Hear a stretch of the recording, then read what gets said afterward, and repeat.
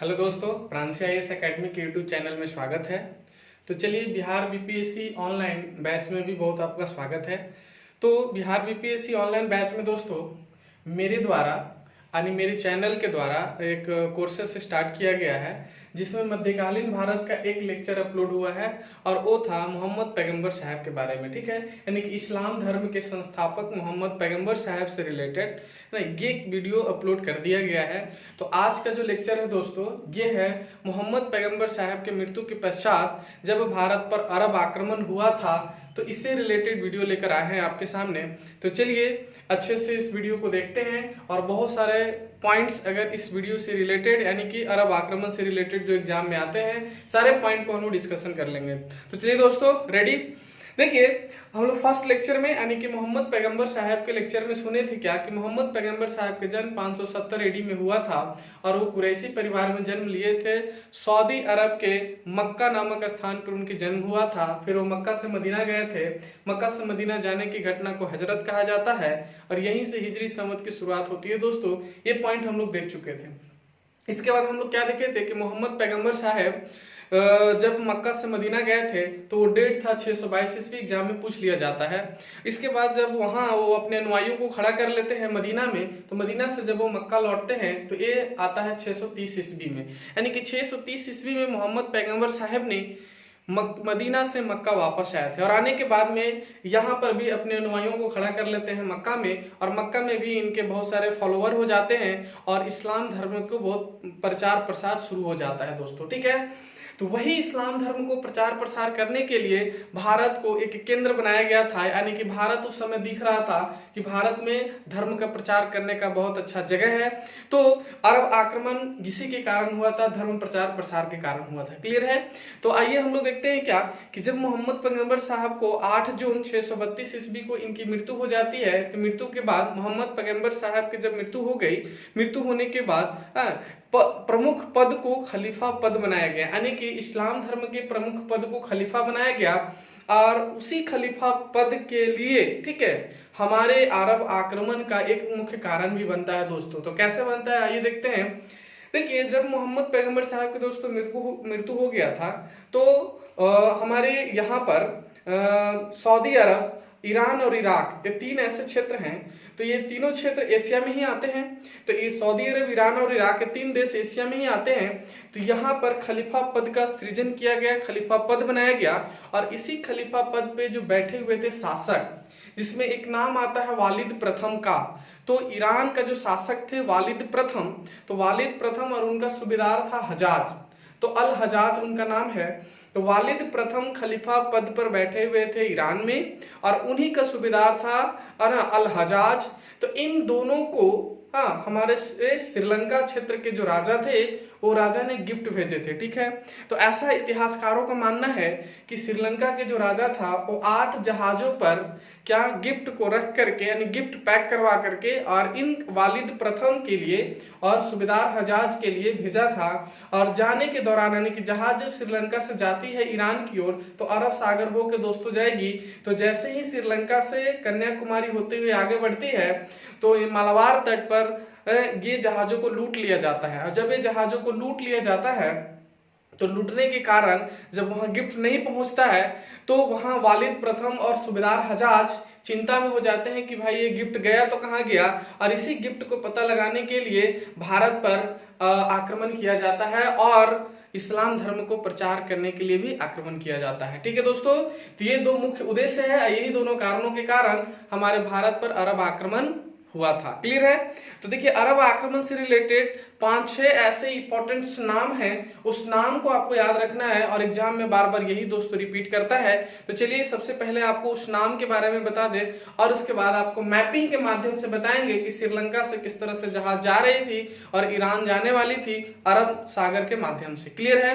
तो देखिए, यहाँ पर है अरब आक्रमण। तो हुआ क्या दोस्तों कि इसी श्रीलंका के राजा के द्वारा जो गिफ्ट भेजा गया था, तो मालाबार तट पर जो लुटेरों लूट लिए थे, तो उस समय मालाबार तट के क्षेत्र का जो राजा थे, वो राजा का नाम था, है ना, दाहिर। वो हिंदू शासक राजा थे, राजा दाहिर। तो राजा दाहिर का भी नाम आता है दोस्तों। यही राजा दाहिर का राजा दाहिर से लड़ाई करने के लिए अरब आक्रमण हुआ था और अरब आक्रमण में ही राजा दाहिर मारे गए थे। ठीक है, राजा दाहिर की दो पत्नी थी, एक का नाम था लाडी बेगम और दूसरा का नाम था पानी बेगम दोस्तों। ठीक है, लाडी बेगम अरब आक्रमणकारियों की तरफ मिल गई थी, लेकिन पानी बेगम लड़ाई युद्ध करते करते आत्मसमर्पित हो गई थी। क्लियर है। राजा दाहिर की दो पुत्री थी, सूर्या देवी और परिमल देवी, इनके बारे में भी एग्जाम में पूछ लिया जाता है, तो ये भी पॉइंट आपको याद रखना है। तो देखिए दोस्तों, अरब आक्रमण का पॉइंट आपको नोट डाउन करना है कि जब वालिद प्रथम और सूबेदार हजाज के लिए श्रीलंका के शासक के द्वारा जब गिफ्ट भेजा गया था, तो मलाबार तट के लुटेरों के द्वारा उस जहाज को लूट लेने के कारण हमारे भारत पर अरब आक्रमण किया गया, यानी इन्हीं को पता लगाने के लिए। और दूसरा एक और कारण क्या है कि इस्लाम धर्म को प्रचार करने के लिए भी भारत पर आक्रमण किया गया था। तो सबसे पहली बात क्या कि उबैदुल्ला के नेतृत्व में, ठीक है, भारत पर आक्रमण करने के लिए एक सैन्य टुकड़ी भेजा गया था। और ये जो सैन्य टुकड़ी भेजा गया था, है ना, उबैदुल्ला के नेतृत्व में, तो वो सैन्य टुकड़ी जब भारत आती है तो ये बुरी तरह से पराजित हो जाती है। यानी उबैदुल्ला के नेतृत्व में जब सैन्य टुकड़ी भेजा गया भारत 711 ईस्वी में, इस 711 ईस्वी को आप एडी भी कह सकते हैं, एनो डोमिनो यानी कि एडी। ठीक है, तो 711 एडी में उबैदुल्ला के नेतृत्व में भारत पर अरब आक्रमणकारी आए थे, लेकिन उबैदुल्ला बुरी तरह से पराजित हो जाता है और मारा जाता है। जैसे उबैदुल्ला मारा जाता है, उसके बाद वालिद प्रथम का जो सूबेदार था, सूबेदार हजाज, उसी का भतीजा था मोहम्मद बिन कासिम। और मोहम्मद बिन कासिम दोस्तों सूबेदार हजाज का भतीजा भी था और उसका दामाद भी था। क्लियर है। तो सूबेदार हजाज के नेतृत्व में, यानी कि उन्हीं के कहने पर मोहम्मद बिन कासिम ने भारत पर आता है आक्रमण करने के लिए। और वो आता है कब? वो आता है 712 एडी में। ठीक है, जब मोहम्मद बिन कासिम भारत पर 712 एडी में आता है, तो सबसे पहले दोस्तों वो देवल पर आक्रमण करता है और देवल पर आक्रमण करके, है ना, विजय प्राप्त कर लेता है। और जैसे ही विजय प्राप्त करता है, ठीक है, तो उसके बाद वो चलता है कहाँ? राजा दाहिर से लड़ाई करता है रोबर के मैदान में। तो कभी कभी देखिए दोस्तों, एग्जाम में पूछा गया है कि जब मोहम्मद बिन कासिम भारत पर आक्रमण किया था 712 एडी में, तो देवल पर जब आक्रमण किया था उस समय वहां का शासक कौन था? तो देखिए, देवल के क्षेत्र में उस समय, है ना, राजा दाहिर के भतीजा उस समय वहां का शासक था। क्लियर है। तो राजा दाहिर के जो भतीजा था उस समय वहां का शासक था, लेकिन वो हार जाता है और मोहम्मद बिन कासिम जीत जाता है। ठीक है, अब जैसे मोहम्मद बिन कासिम जब जीत जाता है देवल के मैदान में, उसके बाद वो बढ़ता है आगे और आगे बढ़ के रॉबर के मैदान में लड़ता है किससे? राजा दाहिर से। तो देखिए दोस्तों, राजा दाहिर और मोहम्मद बिन कासिम के बीच में युद्ध होता है और युद्ध के दौरान मोहम्मद बिन कासिम जीत जाता है और राजा दाहिर हार जाते हैं। लेकिन राजा दाहिर की जो दो पत्नियां थी, ठीक है, एक पत्नी का नाम है लाडी बेगम और एक पत्नी का नाम है पानी बेगम। तो लाडी बेगम दोस्तों और पानी बेगम में लाडी बेगम मोहम्मद बिन कासिम को साथ दी थी। तो लाडी बेगम मोहम्मद बिन कासिम को साथ दी थी, लेकिन पानी बेगम राजा दाहिर के साथ लड़ते लड़ते आत्मसमर्पित कर दी थी। सूर्या देवी और परिमल देवी दो पुत्रियां थी राजा दाहिर की, और राजा दाहिर की दो पुत्रियां थी। तो ये दोनों पुत्रियां बंदी बना लिए गए थे किसके? मोहम्मद बिन कासिम के द्वारा, लेकिन बाद में छोड़ दिया गया था। क्लियर है। अब देखिए यहाँ पर एक पॉइंट और इंपॉर्टेंट क्या याद रखना अरब आक्रमण से दोस्तों, जब मोहम्मद बिन कासिम 712 एडी में भारत पर आक्रमण किया और एक विजय प्राप्त किया, लेकिन बहुत बार एग्जाम में क्या रहता है, यानी कि दो एग्जाम में जब आता है तो 711 भी रहता है, 712, तो कभी 711 मान लिया जाता है, कभी 712। तो एक्चुअली में आंसर होगा 712। क्लियर है, क्योंकि ये सफल आक्रमण था और 711 ईस्वी वाला असफल आक्रमण था। तो कभी कभी दोस्तों ये भी एग्जाम में पूछता है कि किन दो इतिहासकारों के बीच ये मतभेद है, ठीक है, कि 711 ईस्वी में अरब आक्रमण कि 712 एडी में अरब आक्रमण। तो देखिए, दो इतिहासकार का दोस्तों आपको नाम याद रखना है। एक इतिहासकार का नाम क्या है? बीडी महाजन, और एक का नाम है हरिश्चंद्र वर्मा।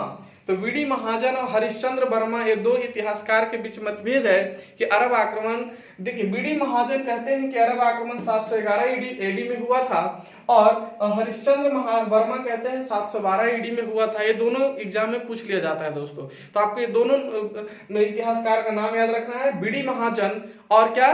हरिश्चंद्र वर्मा। क्लियर है। अब देखिए यहाँ पर हमारे जो सिंध प्रदेश दोस्तों, जब हम लोग यहाँ पे पश्चिम भारत के पश्चिम साइड में देखेंगे तो पाकिस्तान है, तो पाकिस्तान को पहले सिंध प्रदेश कहा जाता था। तो सिंध प्रदेश वाला क्षेत्र में अरब आक्रमण हुआ था। इसकी जानकारी कहाँ से मिलती है? तो चचनामा से मिलती है। फारसी ग्रंथ चचनामा से ये जानकारी मिलती है कि सिंध प्रदेश में अरब आक्रमण हुआ था और वहां पे उन लोग विजय हासिल किए थे। ठीक है, तो एक पॉइंट और है दोस्तों बहुत इंपॉर्टेंट कि चच के पुत्र दाहिर, हाँ चच के पुत्र दाहिर थे। एग्जाम में पूछा जाता है चच के पुत्र कौन थे? दाहिर थे। और दूसरा पॉइंट पूछा जाता है कि हमारे अरब आक्रमण, अरब द्वारा सिंध प्रदेश की विजय की जानकारी कहां से मिलती है? तो फारसी ग्रंथ चचनामा से मिलती है। तो दोस्तों फारसी ग्रंथ चचनामा से ये जानकारी मिलती है कि अरब के लोग हमारे सिंध प्रदेश पर विजय हासिल किए थे। ठीक है, आक्रमण करके विजय प्राप्त किए थे। तो बताइए अरब आक्रमण से रिलेटेड दोस्तों ये 6-7 पॉइंट है जो बहुत इंपॉर्टेंट है। आपको इनका नाम याद रखना है। उबैदुल्ला का नाम याद रखना है कि सबसे पहली बार 711 एडी में उबैदुल्ला के नेतृत्व में अरब आक्रमण हुआ था, लेकिन असफल आक्रमण था, उबैदुल्ला मारे गए थे। उसके बाद 712 एडी में मोहम्मद बिन कासिम के द्वारा भारत पर आक्रमण किया गया। लेकिन मोहम्मद बिन कासिम किसके नेतृत्व में आए थे? तो वालिद प्रथम और उनका सूबेदार जो था हजाज, वो हजाज के भतीजा और दामाद थे। तो उन्हीं के नेतृत्व में ये आए थे कहां? भारत। और भारत आने के बाद में सबसे पहले ये देवल पर आक्रमण करते हैं और देवल पर आक्रमण करने के बाद विजय प्राप्त करते हैं। और उसके बाद ये कहा राबर के मैदान में राजा दाहिर, हिंदू शासक राजा दाहिर के साथ युद्ध करता है मोहम्मद बिन कासिम और जीत जाता है। मोहम्मद बिन कासिम जीत जाता है। इसके बाद देखिए कि मोहम्मद बिन कासिम जब जीत जाता है तो राजा दाहिर की 2 पत्नियां थी, लाडी बेगम और पानी बेगम, और 2 इनकी पुत्री थी, एक सूर्या देवी, परमल देवी। तो सूर्या देवी और परमल देवी को बंदी बना लेता है, लेकिन बाद में छोड़ दिया जाता है। ठीक है, तो दोस्तों अरब आक्रमण से रिलेटेड ये पॉइंट है। चचनामा भी आपको याद रखना है, फारसी ग्रंथ है चचनामा। बीपीएससी में पूछ लिया गया है कि चचनामा कैसे ग्रंथ है? तो फारसी ग्रंथ है। इससे क्या जानकारी मिलती है? तो अरब के द्वारा भारत पर, ठीक है, सिंध प्रदेश, भारत नहीं सिंध प्रदेश पर सफल आक्रमण की जानकारी मिलती है। क्लियर है? तो जैसे अरब आक्रमण से रिलेटेड दोस्तों ये 3 पॉइंट बहुत इंपॉर्टेंट है। आपको ये देश का भी नाम याद रखना है, सऊदी अरब, ईरान और इराक। ठीक है, सऊदी अरब रिलेटेड है किससे? तो मोहम्मद पैगंबर साहब से। ईरान और इराक ये किससे रिलेटेड है? खलीफा पद से। सऊदी अरब भी खलीफा पद से। क्लियर है? तो हमारे ये पॉइंट था दोस्तों अरब आक्रमण से रिलेटेड। तो ये सारे पॉइंट्स क्लियर हो गए। अब आप अरब आक्रमण से रिलेटेड जब भी क्वेश्चन आएंगे तो इतने ही सारे पॉइंट से क्वेश्चन आते हैं। आइए थोड़ा सा देख लेते हैं मैप में कि श्रीलंका से कैसे जहाज जा रही थी। तो देखिए यहाँ पर ये है दक्षिण भारत दोस्तों, तो ये दक्षिण भारत है और यहाँ पर श्रीलंका है। ठीक है, ये है श्रीलंका। श्रीलंका का यहाँ पर देखिए इसकी राजधानी कोलंबो, और ये है आपका अरब सागर। ये दोस्तों अरब सागर है। क्लियर है? ये कन्याकुमारी और ये अरब सागर है श्रीलंका। तो ये श्रीलंका जो है हमारा, जहां पे श्रीलंका से दोस्तों जहाजी बेड़ा जा रही थी कहां पे? इधर। और अरब सागर होते हुए जाना था कहां पे?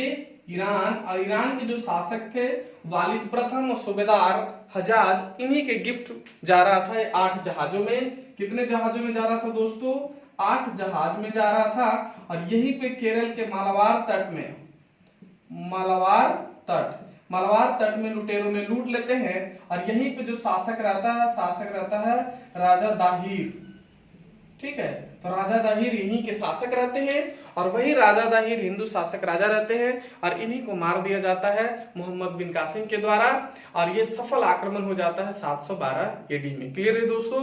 तो आई होप आपको ये पॉइंट क्लियर हो गया अरब आक्रमण से। तो चलिए दोस्तों नेक्स्ट वीडियो हम लेकर आएंगे महमूद गजनवी से रिलेटेड दोस्तों जितने भी इंपॉर्टेंट फैक्ट्स होंगे नेक्स्ट वीडियो में हम लेकर आएंगे। तो आज के लिए दोस्तों इतना ही। चलिए बहुत बहुत धन्यवाद। और हमारे अगर वीडियो बहुत अच्छा लगता है दोस्तों तो आप अपने दोस्तों को सब सेंड कीजिए, ठीक है, शेयर कीजिए और सब्सक्राइब भी कीजिएगा क्योंकि उससे बहुत ज्यादा मोटिवेशन मिलता है और आपका मोटिवेशन ही अगला वीडियो लेकर के आएगा दोस्तों। क्लियर है? तो चलिए, थैंक यू।